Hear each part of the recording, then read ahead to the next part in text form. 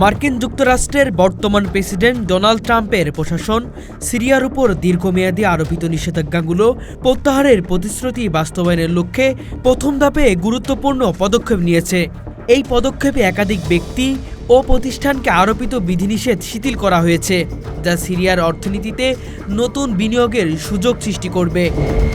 কাতার ভিত্তিক আল জাজিরার প্রতিবেদনে প্রকাশিত তথ্য অনুযায়ী গত 13 মে প্রেসিডেন্ট ডোনাল্ড ট্রাম্প আকস্মিকভাবে ঘোষণা দেন সিরিয়ার সাবেক নেতা বাশার আল আসাদের আমলে আরোপিত নিষেধাজ্ঞাগুলো তুলে নেওয়া হবে। এই পরিপ্রেক্ষিতে 23 মে মার্কিন ট্রেজারি বিভাগ এবং স্টেট ডিপার্টমেন্ট একযোগে বেশ কয়েকটি গুরুত্বপূর্ণ পদক্ষেপ গ্রহণ করে। ট্রেজারি বিভাগের এক বিবৃতিতে জানানো হয়েছে, নিষেধাজ্ঞা শিথিলকরণের ফলে সিরিয়ায় বেসামরিক খাতে বিনিয়োগের নতুন দরজা খুলে যাবে। এই সিদ্ধান্ত আমেরিকা ফার্স্ট নীতির সঙ্গে সামঞ্জস্যপূর্ণ এবং মার্কিন অর্থনীতির স্বার্থে নিয়োজিত। ট্রেজারি সেক্রেটারি স্কট বেস্টন বলেন, আমরা প্রেসিডেন্ট ডোনাল্ড ট্রাম্পের প্রতিশ্রুতিকে বাস্তবায়িত করছি, যাতে সিরিয়ায় বিনিয়োগ বাড়ানো যায় এবং অঞ্চলটির স্থিতিশীল উন্নত হয়। চলতি মাসের শুরুতে ট্রাম্প মধ্যপ্রাচ্যের একটি সফরে গিয়ে রিয়াদে এক বক্তব্য স্পষ্ট করেছিলেন, সিরিয়ার উপর আরোপিত নিষেধাজ্ঞাগুলো ধীরে ধীরে তুলে নেওয়া হবে। তিনি বলেন, আমরা সিরিয়ার জন্য একটি উজ্জ্বল ভবিষ্যতের পথ খুলে দিতে চাই। নিষেধাজ্ঞাগুলো শীঘ্রই প্রত্যাহার করা হবে। সফরের সময় ট্রাম্প সিরিয়ার নতুন নেতা আহমেদ আল সারার সঙ্গে সাক্ষাৎ করেন এবং তাকে করমর্দন করেন, যা সিরিয়ার সঙ্গে আমেরিকার সম্পর্ক পুনর্স্থাপনের ইঙ্গিত হিসেবে দেখা হচ্ছে।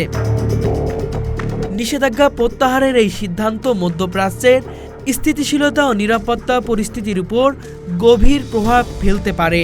নিষেধাজ্ঞা শিথিল হলে আন্তর্জাতিক বিনিয়োগকারীরা সিরিয়ায় প্রবেশ করতে পারবে, যা দেশটির পুনর্গঠনে সহায়ক হবে। তবে এর সাথে একটি বড় চ্যালেঞ্জ হলো, সিরিয়ার রাজনৈতিক অবস্থা এখনও অস্থির এবং বাশার আল আসাদের সরকারকে আন্তর্জাতিকভাবে কতটা গ্রহণযোগ্য বলে মনে হবে সেটি এখনও অনিশ্চিত। মার্কিন মিত্রদেশ ও আঞ্চলিক অংশীদাররা সিরিয়ার পুনর্গঠনে আরও সক্রিয় ভূমিকা পালন করতে পারবে। সিরিয়ার উপর প্রথম গুরুতর নিষেধাজ্ঞা আরোপ করা হয় 2004 সালের পরে, যখন সিরিয়ার সরকারকে মার্কিন যুক্তরাষ্ট্র ও ইউরোপীয় ইউনিয়ন জঙ্গি দমন অভিযানে ব্যর্থ করা এবং মানবাধিকার লঙ্ঘনের অভিযোগে দায়ী করে। বাশার আল আসাদের শাসনামল 2011 সালে সিরিয়া গণতান্ত্রিক আন্দোলন দমন করার জন্য বাশার সরকার কঠোর ব্যবস্থা গ্রহণ করে, যার ফলে দীর্ঘগামী সংঘাত শুরু হয়। যুক্তরাষ্ট্র এই নির্যাতনের বিরুদ্ধে অর্থনৈতিক ও রাজনৈতিক নিষেধাজ্ঞা জারি করে। 2019 সালে মার্কিন Congress Caesar Syria civilian protection act pass করে, যা সিরিয়ার সামরিক ও বেসামরিক সংঘাতে জড়িত ব্যক্তিদের উপরে কঠোর নিষেধাজ্ঞা আরোপ করে। সিরিয়া এখনও বিধ্বস্ত, বিভিন্ন বিরোধী গোষ্ঠী ও আন্তর্জাতিক শক্তির প্রভাব নিচ্ছে। বাশার আল আসাদ সরকার ক্ষমতা ধরে রাখলেও দেশটির উত্তর পশ্চিম অংশে বিদ্রোহীরা সক্রিয়। আমেরিকার ফার্স্ট নীতি, ট্রাম্প প্রশাসন মধ্যপ্রাচ্যে সরাসরি জড়িত থাকার পরিবর্তে বাণিজ্য কূটনীতির মাধ্যমে নিজের স্বার্থ হাসিল করতে চায়। নিষেধাজ্ঞা প্রত্যাহার এই কৌশলের অংশ। মধ্যপ্রাচ্যের গুরুত্বপূর্ণ দেশগুলোর সঙ্গে সম্পর্ক জোরদার করতে সিরিয়ার পুনর্গঠন প্রক্রিয়া অংশগ্রহণের সুযোগ বাড়ানো হচ্ছে। সিরিয়ায় রাশিয়া ও ইরানের গভীর সামরিক ও রাজনৈতিক প্রভাবের কারণে মার্কিন প্রশাসন নতুন সমঝোতার চেষ্টা করছে। রাশিয়া ও ইরান সিরিয়ার পুনর্গঠনে বড় ভূমিকা নিতে চায়, যা পশ্চিমাদের সঙ্গে সংঘাতের সম্ভাবনা সৃষ্টি করতে পারে। ট্রাম্প প্রশাসন সিরিয়ার রাজনৈতিক পুনর্মিলন ও অর্থনৈতিক পুনর্গঠনের জন্য চাপ কমিয়ে আঞ্চলিক নিরাপত্তা ও বাণিজ্য মনোযোগ দিচ্ছে।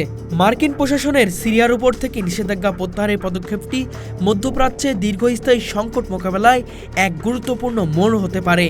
দীর্ঘদিন ধরে চলমান যুদ্ধ ও মানবিক বিপর্যয়ের মাঝে এই সিদ্ধান্ত সিরিয়ার অর্থনৈতিক পুনরুদ্ধার ও স্থিতিশীলতার সম্ভাবনা বাড়বে। তবে এটি শুধুমাত্র একটি শুরু।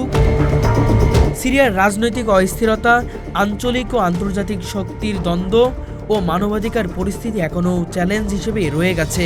তাই যুক্তরাষ্ট্র সহ আন্তর্জাতিক সম্প্রদায়ের সম্মিলিত উদ্যোগ ও সম্মিলিত কূটনৈতিক প্রচেষ্টা ছাড়া সিরিয়ার স্থায়ী শান্তি প্রতিষ্ঠা কঠিন। নিষেধাজ্ঞা শিথিলকরণের মাধ্যমে নতুন দ্বার খুললেও সিরিয়ার জনগণের জীবনেও প্রকৃত পরিবর্তন আনতে বহুমুখী ও দীর্ঘমেয়াদী পরিকল্পনা গ্রহণ অপরিহার্য।